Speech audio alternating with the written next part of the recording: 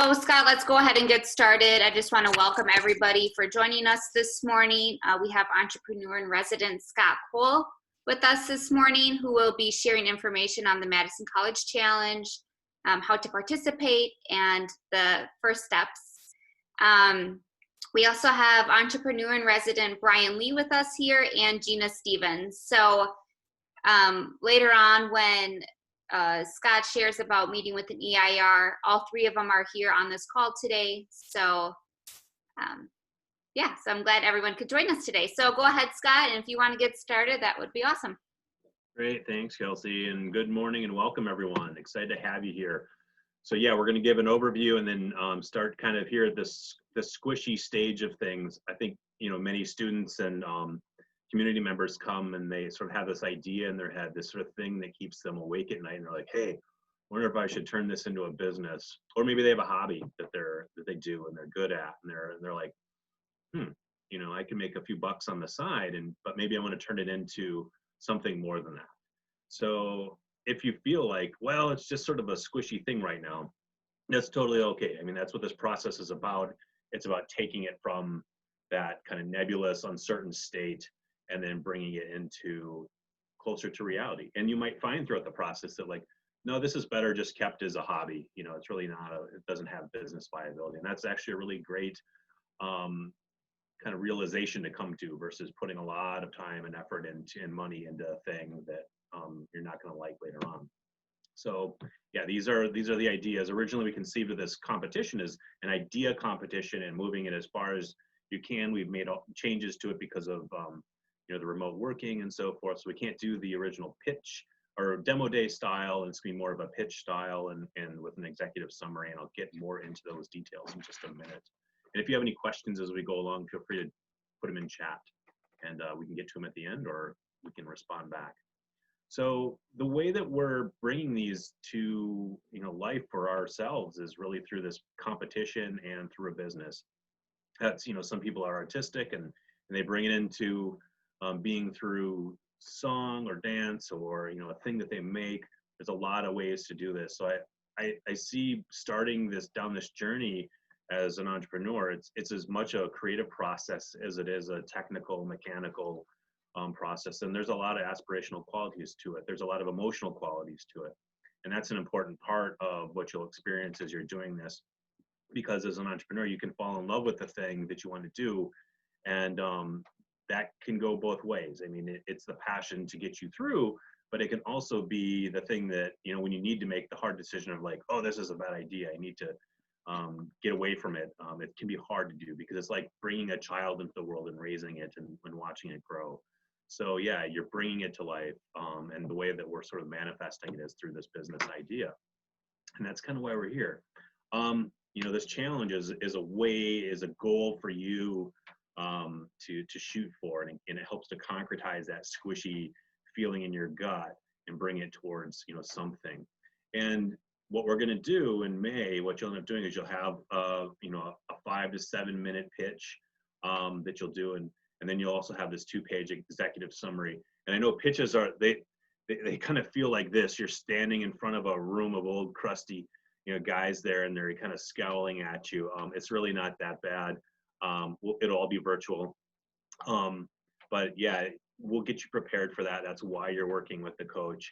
And then the executive, really your written version of that pitch. It's your way of expressing kind of, here's my idea and here's all the pieces to it, and now I want to tell you about it live.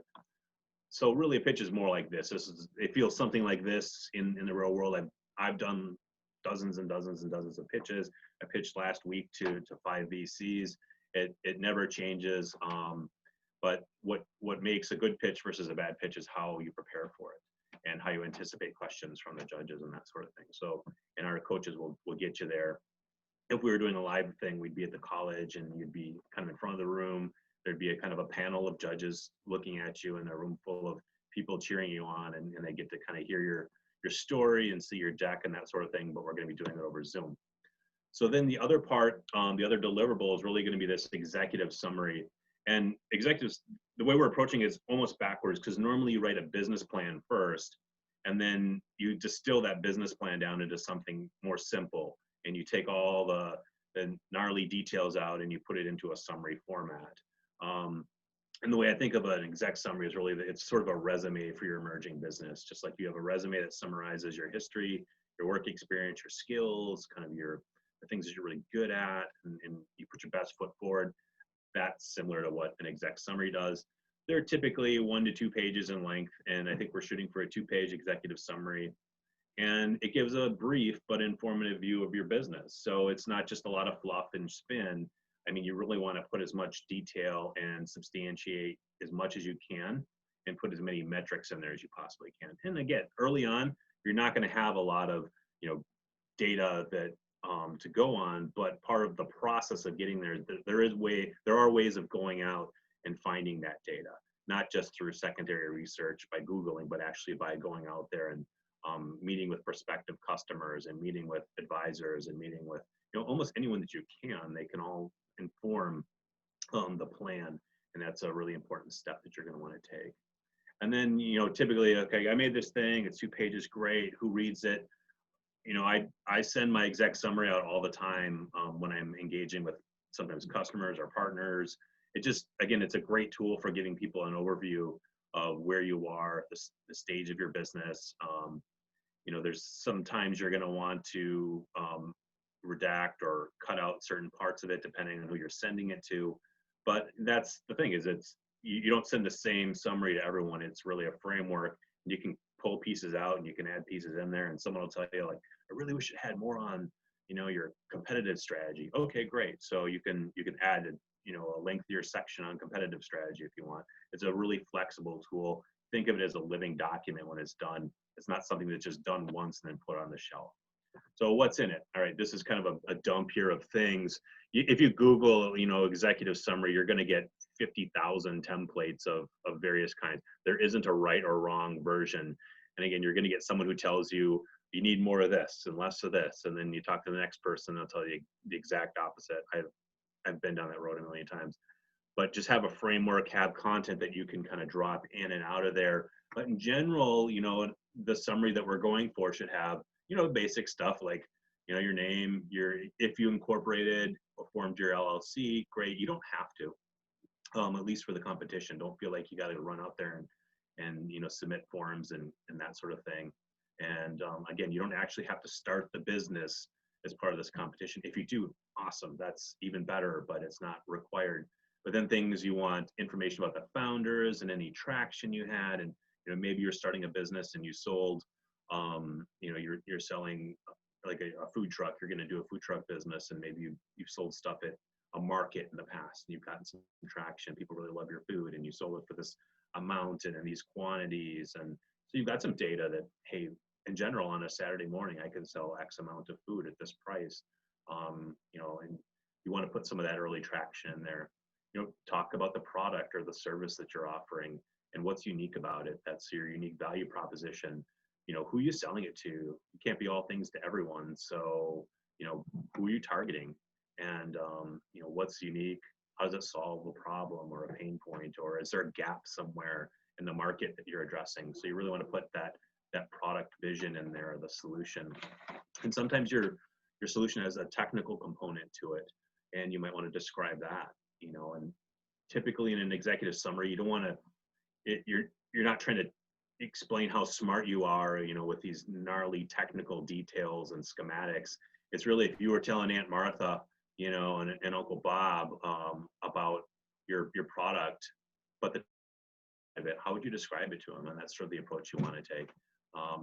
And then here's a roadmap.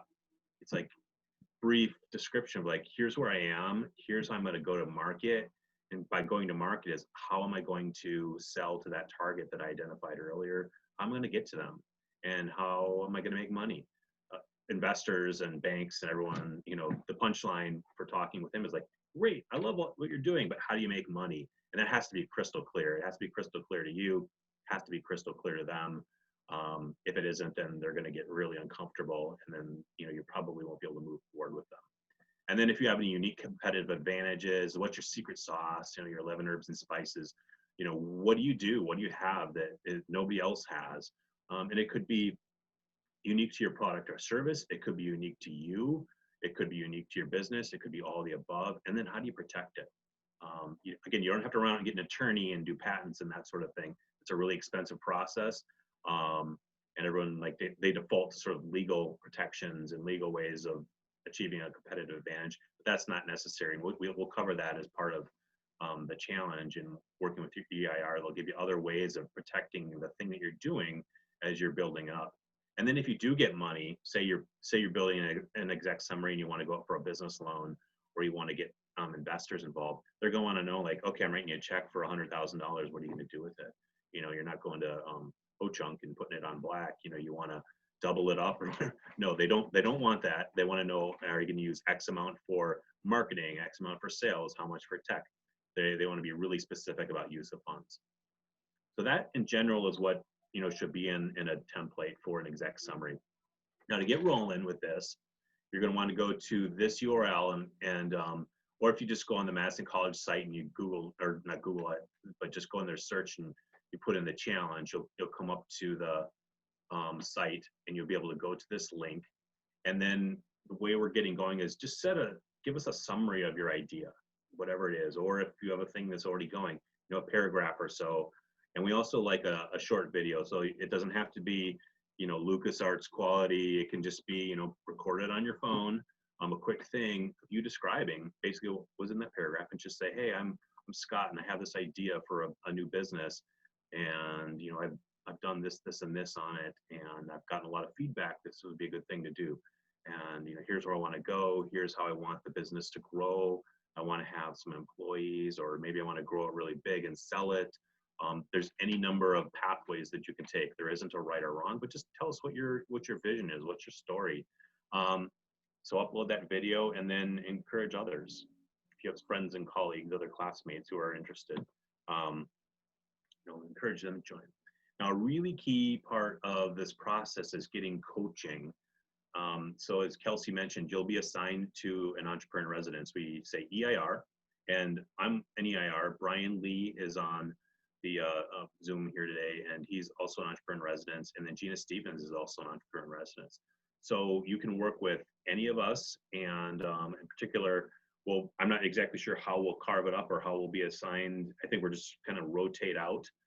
So as one person comes in, we'll be like, all right, you're with Gina, and then another person comes in, okay, you're with Brian, and then you're with Scott. And I think that's the way we're going to sort of divvy it up. What we want to do is, you'll be assigned, and the EIR is, we're your guides. We're going to help you through this process, because if it's the first time doing it, it's confusing, it's nebulous, it's really uncertain. So we're your jungle guide, and you can lean on us to kind of tell you the steps. The EIR should really establish milestones for you. So if the goal is to be ready for the pitch with an executive summary, working back from there, how are we going to carve that up so that you're going to be able to have everything in place to build a really good exec summary and to be ready for a pitch. So your coach should basically be like your project manager. Now each coach has different styles and skills and abilities and expertise and backgrounds. So coaching with me is going to be different than coaching with Brian or Gina. And that's okay.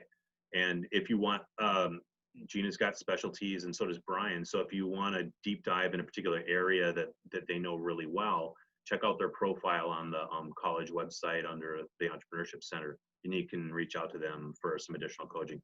If you were working with me and you wanted to go work with Brian for something, or Gina, fine. I mean, doesn't matter. You're absolutely welcome. But just be cognizant of their schedule. They're busy people, and they're helping a lot of other traps as well. So they might be able to give you a little bit of time, but I can't speak specifically for their schedules, but everyone, is busy. And I'd recommend, once you sign up and submit that video and that summary, you start meeting at the beginning monthly and establishing those milestones and doing, like, in between those meetings, you have to be actively doing. They'll probably give you homework, things to research, things to work on, things to try, and you have to do that stuff. You can't just sort of, I'll do it all on Friday night, in a 2-hour span. It's like, you're going to have to eat the elephant a little bit at a time and work on it as you can. And I understand people are busy with college, they're busy with life, paying rent, everything. So it's tough to do, but that's why we're giving you a lot of time to do it, and that's why you've got a coach assigned to you. But then as we get closer to the pitch day in May, you may want to meet more frequently. It's up to you, but if you're feeling nervous about doing your pitch and being in front of a group, even though it's virtual, you want that to be really polished. You want to practice run. I recommend, upping those meetings, or even rotating, try another EIR and get some other feedback. But meet as often as you can and as your mutual schedules allow. So the goal is to go from, here we are today, this sort of squishy, confusing idea in our brain, and then get it towards, something that makes sense, something that we can articulate both verbally and in person, and then something in a written format. And that's the ultimate goal. Oh, yeah, and there's also prize money. Yeah, actually pretty good amounts of prize money, I'm told. And Summit Credit Union is our primary sponsor of the challenge. So in years past, I think there's been $3,000, $5,000. We kind of mix it up different ways, depending on the number of entrants and the style of the competition and everything. Try to spread it, but also make it meaty. So if you do win, you're like, whoa, that was totally worth the effort. But at minimum, when you walk away from the competition, you're going to have new skills. You're going to have clarity on your idea, and again, whether you should move forward or you might decide, nah, this was great, not for me, it's not my thing, I got other ideas but not this one. That's totally okay to admit. And actually, that's a really interesting story. It's a very mature story to tell. And then also, you're going to have experience practicing this pitch in front of people, because if you start a business, you're always going to be in sales mode. You're always going to be selling your idea and selling your concepts and trying to get more customers and trying to get partners and employees, and you never stop selling. I mean, that's just kind of the way it goes. Even though you might, maybe your dream is to be a baker or something like that, it doesn't matter. You're always going to be selling. It's just part of goes with the territory. So hopefully the prize money is incentive, but it isn't the only incentive that you have. So to be successful with this, it's going to really take a commitment from you. And I understand, Echo, we've got life, we've got so much going on right now, and it's clumsy at times working through this virtual medium. It is what it is. Our coaches are here to help. The college is here to help. But it will take a commitment from you to make it all the way there. And don't feel like you're alone. So if you do feel stuck and you feel like you can't move forward, reach out to that EIR and say, hey, well, I don't know what to do. I'm just spinning. And don't spin for too long. It's okay to process stuff in your brain, but if you feel like you're just stuck, you want to move forward, reach out to them as soon as possible and just help you get unstuck. So I will pause there. I think that's the summary that I had, and we can take questions or any other comments, Kelsey, from your point of view, things I should mention, or and then Brian and Gina, feel free to jump in too. I'm not sure if Gina's still on, and I know she has to leave early, but if anyone else would like to comment in terms of coaching style or frequency or anything like that, feel free to jump in here. Yeah, so I'm just going to mention one thing here. I just want to make sure that everybody knows how they're eligible to be a part of the challenge. So the Madison College Challenge is open for any credit or non-credit student who has been enrolled in a course at Madison College between 2018 and current. So if you are interested in the Madison College Challenge but aren't currently a student, you are able to take any credit or non-credit course, even if it's just one course, to be able to participate. So I think that's kind of important to note too. And I'll say here too that there's a lot of time between now and May. If we look at where the world was last year between November or late October and May of 2020, a lot had changed. So these things are subject to shift. I mean, if sometimes we tweak the rules a little bit along the way, or like I said, we can change how the prize money is allocated, or we give special awards, whatever. Don't be surprised if it's, this isn't written in stone yet. And, we'll inform you, we'll keep you in the loop if things shift a little bit. And we always, when we do make changes, we're always trying to look out for the student first, what works best for them, their schedule, their needs, so that they come out of this as, it's been a worthwhile experience for them. Hold in here for questions.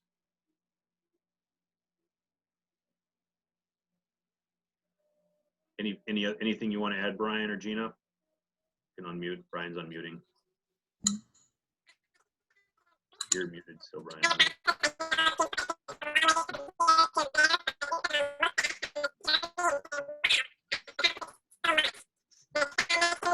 Who's gonna tell him?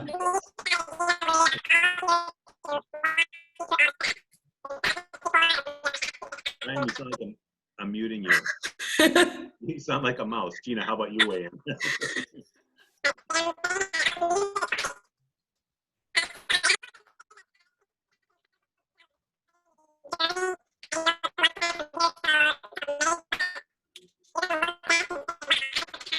Okay, you're muted, Brian.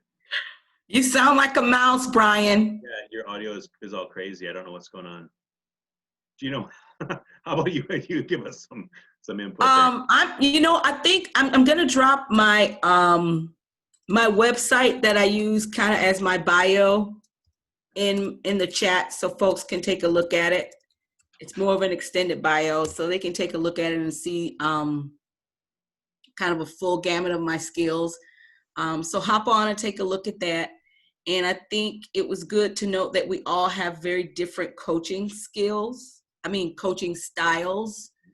And I think if you take a look at my bio, you'll kind of get a better idea of my coaching style. So go take a look at it.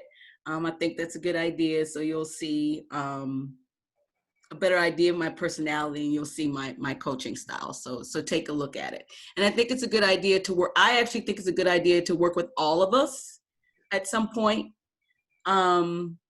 because we all have very different experiences as well. We've all worked in different industries. And I think it's a good idea to kind of touch base with all of us at some point. Excellent advice. Thank you. All right, try number 3. Now, how do I sound? That's better. Much better. Well done. You did it. It's when I don't use my special mic and choose to be here. Sorry, everyone. I want to say that Scott did a great job of explaining the process. That we have a long time from today till May, but you're going to look back and say, "Wow, I've accomplished so much." And yeah, there are a lot of steps, but Scott, Gina, and I are here to help you along the ways. We've done it before. And we are happy to do it. So don't feel like you're alone. That you do have a support system. Thank you.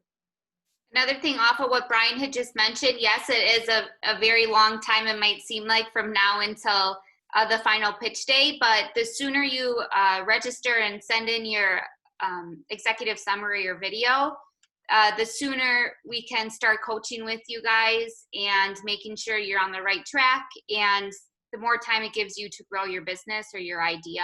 So the sooner the better for this. Absolutely. All right, nothing else coming in on chat. Feel free to follow up. You can send messages to Kelsey. She routes them out to us. Obviously, go to the website. You can learn a little bit more there. And you don't have to decide today if it's for you, but, and if you start down the path and you're like, whoa, this is just too much, but feel free to lean on us to help you and find the ways.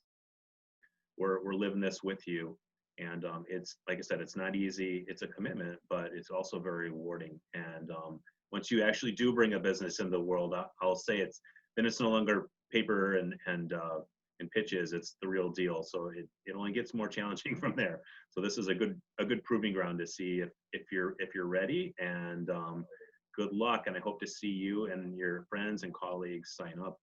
See you soon. Thank you, Scott. All right, everyone, take care. Have a great day.